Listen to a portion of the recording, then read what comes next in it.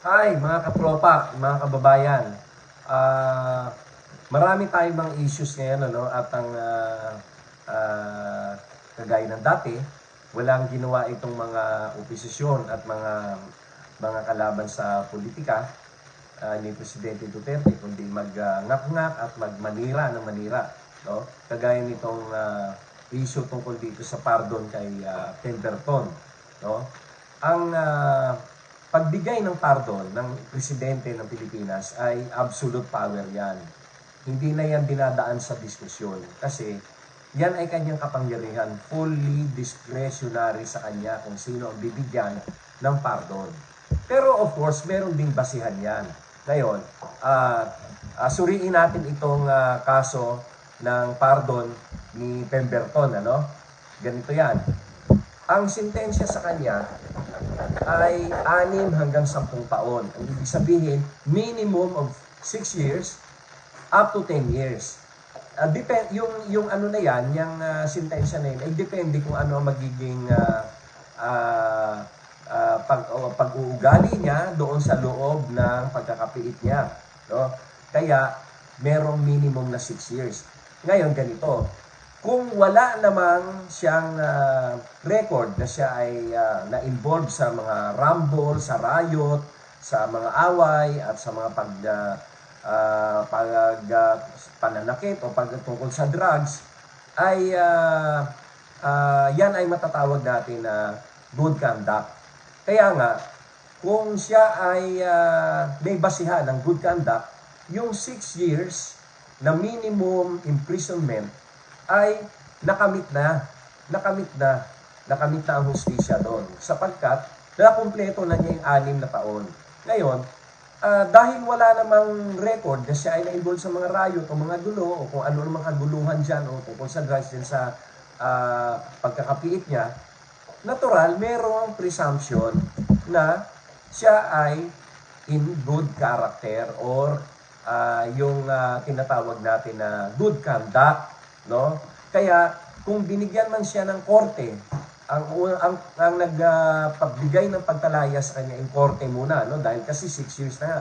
Kung yun ay binigay ng korte at nakita naman ni presidente na in good conduct naman siya, siyempre merong basihan kung bakit siya binigyan ng pardon.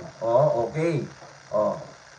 Ngayon, suriin naman natin yung pagbigay ng pardon ni Cory Aquino kay Joe Masison at kay Joe Masison at kay Bernabe Boscaino. Yung mga mga komunista na napakaraming pinatay na sundalo, napakaraming mga napatay na sibilyan at malaking kaguluhan ng ginawa sa Pilipinas at sila naman ay pasimuno ng rebellion, sila ay binigyan din ng pardon ni Cory Aquino, no? 'Di ba? Kung pagdating si Cory Aquino ay binigyan sila ng pardon. Ngayon, ano naman ang kaibahan nun? Kung tutusin, mas grabe yung pardon na binigay ni Cory kila Joma kasi marami silang pinatay at ang mga pinatay nila ay mga sundalo at mga sibilyan at sila ay hindi pwedeng hindi natin matatawag na meron na ginawa sila na good conduct, ano? Kaya ang kanilang pagpalaya sa pagpardon ni Cory Aquino, yun ang malaking question at yun ay isang malaking wala sa lugar, wala sa batas at yun ay talagang matatawag natin na malaking anomalya, no? Napakalaking anomalya ang ginawa ni Cory Aquino sa pagpalaya, sa pagpardon kay Joe Masison at Bernabe Boscaino at yung iba pang mga political prisoners sa mga komunista, no?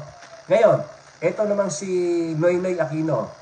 Di ba, nagpardon din siya kay Trillanes, kung tutuusin, wala namang dahilan na bigyan ng good conduct na pardon si Trillanes sapagkat siya ay na-involve sa rebellion, no?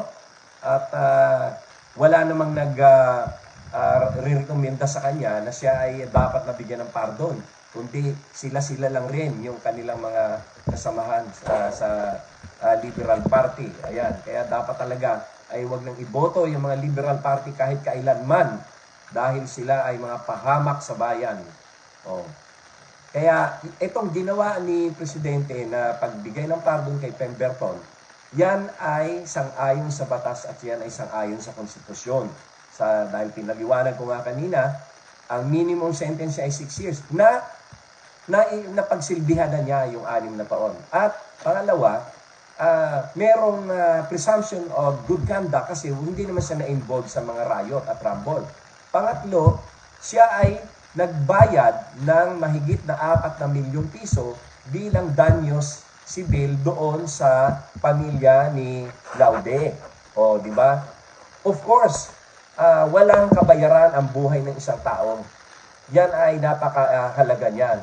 Pero kung ang korte na ang nag-utos na bayaran ang pamilya ng Laude ay ginalang at yun ay sinunod naman ni Pemberton. Nagbayad naman siya. Kaya kung tutuusin, merong maraming basihan o maraming dahilan kung bakit ang binigyan ng pardon ni Presidente Duterte itong si Pemberton. Uulitin ko, yan ay legal at yan ay nasa konstitusyon. Okay? Maraming salamat.